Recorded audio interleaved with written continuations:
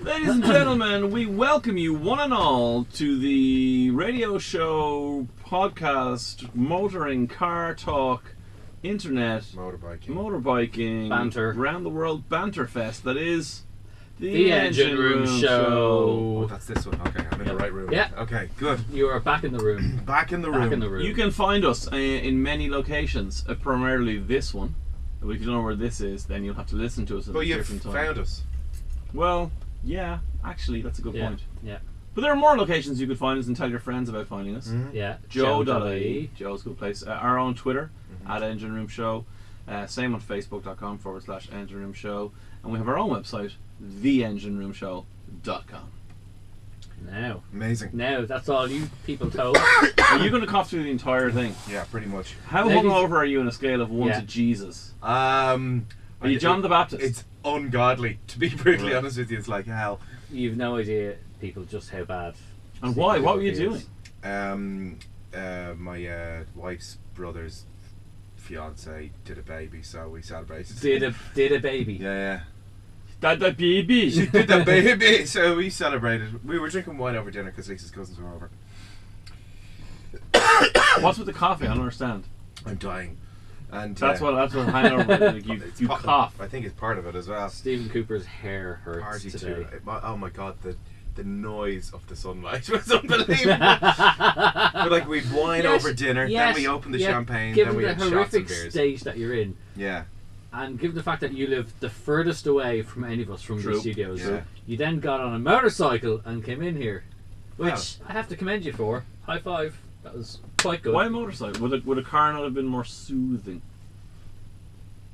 No, like I'm fine. I stopped, at about 11 o'clock last night. So no, I'm not suggesting that you're over the limit. I'm saying would it not have been more soothing to your hangover to sit in the car and just go, radio on, just chill out, listen to Urban Day, cruise control. See, I pretty much slept all day, so I got my. What kind of life do you have? You can sleep all day. I'm an unemployed one. Did your wife not make you get up and look after the children? She slept downstairs for a while with Max, and I slept upstairs, and then we swapped shifts. She was hungover. Unbelievable. That's teamwork right there. Yeah, that's good marriage. So would, as a non-biker, would a motorbike exacerbate or soothe the effects of a hangover? I don't know. I've never really ridden on a hangover before. Well, so. I don't drink, so it's I don't fresh get air, hangovers. So it's fresh air. It's constant fresh air. Right, that's gotta be good. But I had hungover. Are you really not drunk now? I would have just thought the ordeal of putting on all your gear and getting on a crash helmet, especially when your hair hurts so much. And now I did have an issue with my trousers where I put them on. Nothing new there, Cooper. And the zip down at the bottom, the material came and got caught in the zip, and I knew that in order to fix it, you know the way when you zip and it catches it won't go up or down.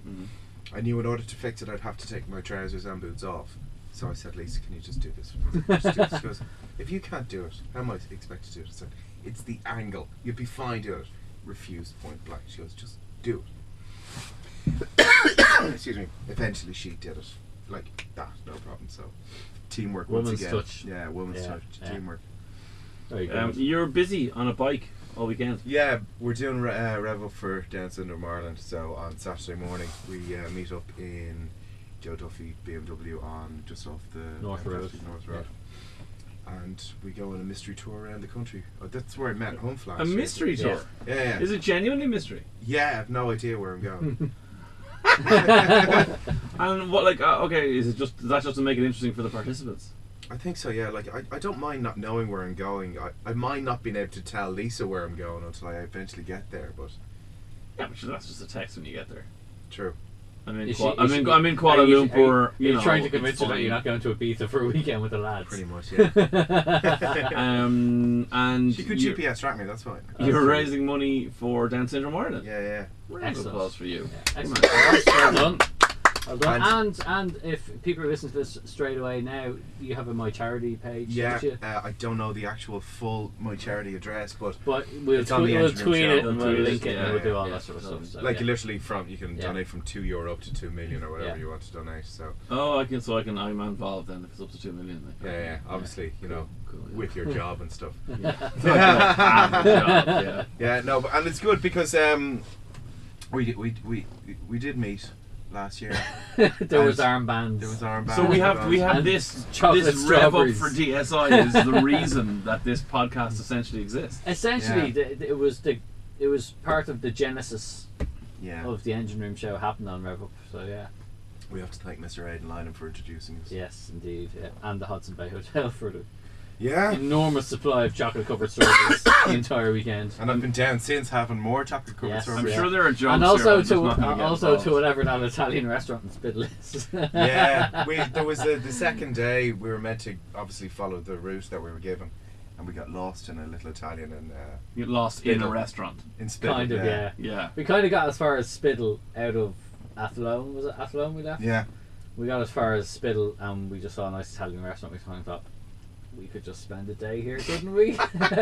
So myself, Cooper, and also Ian Beattie as well from Mondello Park. From Mondello, yeah. Yeah, who's also like us.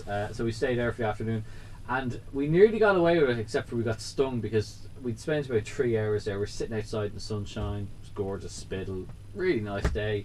Slightly strange to be eating Italian in Spittle, but however. Yeah. And we decided, we better walk back to the hotel. So we cruised back to the hotel, full of Italian food.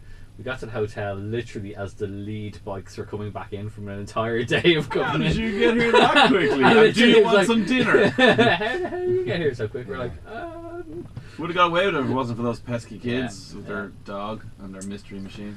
So yeah, but I'm raging I can't do it this year. But why can't you? It's just too busy. You know how it is. You know it is. But I've done loads of them. I know Aidan, who organises it. The Rev Up every year. I've worked on it a few years and it's a great cause, so yeah. Fair play to everyone who's taking part and we get to gather prizes as well. Like Aidan would ask me to gather prizes for we do a prize giving for the people who have raised the most money and stuff. It's kind of like a thank you to everybody for participating, and because of my immediate contacts he's asked me to get stuff, so it's been really good. Like Sennheiser, who I'm an ambassador for, has given us a whole lot of in-ear headphones. Brilliant for bikers, obviously. MCD, whole load of tickets for a load of shows. Legends. And the right venue as well have given VIP packages. Sweet. If you want some free stuff, go talk to Coop. Yeah. And so I presume, like, because that would have been quite a novice biker. Yeah. This time last year. I'm awesome now. Oh, there's no doubt about that. Yeah. Did you do the whole thing as a wheelie? Yeah. Huh? You do the whole thing as a wheelie. I can't do a wheelie on my bike because it's restricted. And speaking of, there's a new law. Segway. Yeah, there's a new law. My license is I have a full motorbike license, but it's restricted for a 2-year period. What does that mean? It means that I have to drive a restricted. So your bike can't go fast. Yeah. No, it can go fast. It's just the power that it gets to that speed at. Unlike a car license, when you pass your motorcycle test, you still have a power restriction on your license, which means that you can only ride a certain power output of bike. So, for example, a lot of times you might only be able to ride up to a certain cc, but you can ride a bigger bike. So instead of a 600cc, you can get a 1200cc, but you've got to have it restricted down to a power limit. and it's only on motorcycles they do that. They don't do it on cars. How do you do that? It's just a mechanical restriction. So how it works is that you can have. It's like sticking 2 fingers in the exhaust pipe. Yeah, it's like in most cases it's either electronic or it's like a throttle body. So how it works is that if you twist your throttle the whole way open, all the way around on the handlebar, in some cases they put a little stopper in, which means you can only use theoretically half your throttle. So it's calculated to limit. And can you remove that then when if you kept the same bike? Once the period of time is up, you can just that's it. You can just take it off. So what we found out recently was, and I was talking to a rider coach from ridercoach.ie. His name is Aidan. I'm going to be doing a course with him. Why you handed me some Coke Zero? Because you've got a horrendous cough and it's ruining our podcast. But if he drinks that, then you're going to have some of his cough. I'm not going to drink any more of it. Okay. But you've drank. I'm giving you an olive branch. Yeah, but he already. You both already have biker AIDS, so it's fine. I could just go and get some water.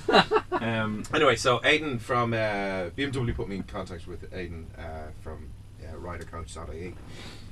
And what we're going to do, we're going to do an 11-hour course, which is a biker course to get you to the advanced stage to ride an unrestricted bike.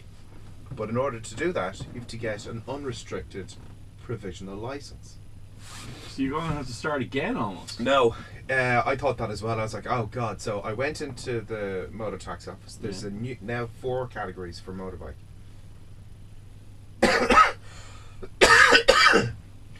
Death. Sorry, that's unclean. So there's 4 categories, and I think it's 25 you have to be to get the unrestricted. Okay. So I just about qualified for it. By 10 years. Yeah. Thank you. No, 5. And so, in order to do the test, you have to have this unrestricted provisional, and then get your bike unrestricted, because you cannot train on a restricted bike. Obviously. Right. But then there's also the thing of you can't ride an unrestricted bike without supervision either then. So it's like a learner's permit in a car. Okay, but supervision in a car, someone can actually be sitting in the car with you. Does supervision on the bike mean someone has to be your passenger with their legs wrapped around you and going, slow down, Jesus, slow down? That would be funny. Not quite. No, Aidan will come and meet me at my house, and then we'll ride out and do the course. So you bring you to a different. So it's the motorbike equivalent of having a partner on a school trip and holding hands. Yeah. Brilliant. We'll be like punch Has everyone got a partner? Stephen, hold on to Aidan when you're going down the road. Amazing. So it's I think it's an 11 or 12-hour course, and he will then hopefully knock on actual plastic, because you don't believe in the wood thing. Or plastic. Hopefully, if I pass the test, I will then get my full unrestricted license. Do you think that his hangover is contributing to the length of this story? I am lost. About 5 hours ago, you started talking about licenses. I don't know what's So going you've got to get your provisional license, do your test, pass your test, get your full license, then go back into that tax office, get a provisional license again, go off and do another test to get a full license that's then unrestricted. Yes, but here's the funny thing. When I went into the motor tax office, because Aidan had said to me, he goes, expect them to not know what the hell you're talking about, because it's only brand new. So I went up to the counter, and I had my full license with me, and your woman looked very confused when I handed her a form for a provisional license. She's like, I'm very confused. I said, well, you need to, this is the new thing. So she's like, all right. After 5 hours and clogging up the entire motor tax office, eventually, okay, fine, just take the license and get out. So she's like, that'll be €35, please. And I'm like, damn it. So a guy came over and he checked. You actually don't have to pay for it if you've already got your test. But the good thing about this is, if there is anybody who wants to do this, it's kind of like to put a restrictor on a bike, factory restriction, like your insurance company will require the paperwork and everything like that. It's around €350. Okay. Or you do the course, which is the same price, €350. So you should do it straight away. Yeah, do it straight away. Literally the day you get your provision. Now, if you're learning now and you're over 25, you can apply for that A category, which is the unrestricted category. So do it instead of doing it in the 4 stages. So That makes so much more sense. yeah, and because I only missed it by a couple of months. There you go. And also, when I was in the motor tax office, you know the way you cannot sit your driving test or your motorbike test if you only have your provisional 6 months. Yeah. You have to wait 6 months, and that stopped me from doing my first motorbike test. Yeah. Doesn't exist anymore. You could have your provisional a week and sit your test, which doesn't make much sense. Speed things up, I suppose. Yeah, but also your one's like, so that'll be out in the post. I'm like, let me guess, 8 to 16 weeks. She goes, what about 6 weeks? 6 weeks. Yeah. But I get the new credit card. you get the little receipt they give you. Yeah. There and then that does actually. But there's no number on it. Constitute a license. Yeah, but you can. And in other waiting around in places news, my car has passed its NCT. Oh! 3 goals it took. Third time lucky. And I'll tell you why, because here's the interesting thing, and I learned this on the way. We're all about the learning on the engine room today, aren't we? Yeah. The first, you remember I told useful I can tell you after this. you remember that I told you that the first thing I failed on was something called a CV boot, and I didn't know what that was. Something to do with driving. So that was fixed anyway. But also, my indicator bulbs were not orange. One of them was not orange enough, and we discussed this. I think we discussed this. Yeah, it's quite a common failure. Did we talk about this? But here's the thing, right? We'll talk about it again briefly. Yeah, but just in case anyone didn't hear it or doesn't know, if you have what I call clear lenses on your indicators, which basically are the whitey, silvery, see-through ones, which look better, obviously, than ones that are orange, you then. Because the orange ones, you can have any colour bulb. You can have basically a non-coloured bulb because the the lens itself is orange, and therefore it's orange. But if you've got a clear lens that looks better aesthetically, you must have an orange bulb for it when you indicate it obviously is an orange light. But there are gradations of the intensity. That isn't a word. I think you'll find that gradation is a word. Gradation. You just said it. Gradation. Just because he says words doesn't mean that they're real. To be fair, when was the last time I used a word that wasn't real? I mean, that is just absolute compalocanos. Anyway. No one got that joke. So, he's still dying. Death. Jesus. So there are gradations of the intensity of colour orange. And you think about it, do you remember the gradations period? And you must meet the threshold on the gradation chart. Jeez, you're all coming out with the big words tonight, isn't he? What chart? I know, it's a pretty, just try and stick with it. Anyway, so mine didn't meet it. So he marked it down on my thing, and I sent it off to like a lad, and he changed the bulbs, and it was all great. And I went back and said, right, here I am. Yeah. Check my CV boot. Check the gradation of intensity of orange of my indicator bulb. Had you gone back a second time? Yes, this was the second time. So hang on. That's where we are in the story. Yeah. Then why didn't they tell you the first time that the gradation? They did. You're not letting me finish my story. All right. So. Back the corner and die, you.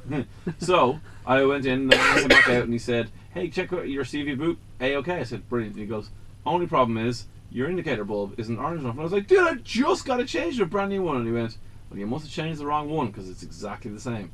So I went out and I checked my form, and I went to my fella and I went, "Here, what's the story?" And he went, "Oh yeah, the thing with the yoke is not connected to the gradation period." He said that, but essentially he just said, "I changed the 2 rear indicator bulbs, not the one, the teensy tiny one on the side of your car." On the wing, like? On the wing. So then I had to go to a place and get it done over. You know, if now, it wasn't here's the thing, right? Here's the thing, right? I'm a DIY man. I love DIY. Yeah. I love changing bulbs on cars. Even like headlight bulbs, you got to take the headlight out and undo. I love all that, right? But I was really busy actually doing DIY that weekend, and I was over in actual DIY. I was over in Airside, and I went, "Ooh, Halfords." Yes. And I know a fella in there called Ben who works there, a great guy, Heavy Ben. And I said, "I'll nip in. I'll get Ben to send one of the lads out, just change that bulb while I'm in the other place." Brilliant.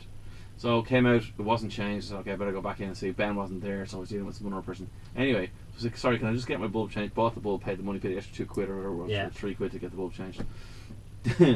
This 18-year-old girl in dock boots came bounding out going, "Hiya, do you want me to change a bulb?" And I was super embarrassed going, "Well, I don't actually, because I could totally this." I was like, yes, I'm fine. Out she come. So she went over and got a giant tool. I just got out of the toolbox over here, and I was just going, like, this is wrong. Like, I don't want her to think that I can't change a bulb on my car. It's okay if you can't change a bulb. But I can, and I do. This is my point. It's a perception thing. On cars because of my gigantic hands. No, jantic. That's not a word. No, jantic gradation is a word, but jantic is not a word. I think you'll find that the jantic giants off of the gradaceous period. Don't laugh. You're gonna have a coughing fit. You see? Anyway, this very helpful young lady, she changed my bulb in a matter of seconds, and I would like to say thank you to whatever her name is, Doc Martin girl. Appreciate it. Ta-da! So anyway, then I went back and I said visual inspection, so I didn't even have to go into this. So I go, "Here you fixed, grand." If they fail so many cars on bulbs, like, surely has no. Who surely? Why is it that somebody in the NCT centre hasn't just thought, why don't we open up a little, like, light bulb tuck shop there. Because then people would accuse them of failing people on bulbs on purpose, which they already do, which may or may not be the case. I ain't speculating, but, you know, it would only feed into that. They cannot be seen to profiteer from your failure. What would stop the three of us getting one of those, like...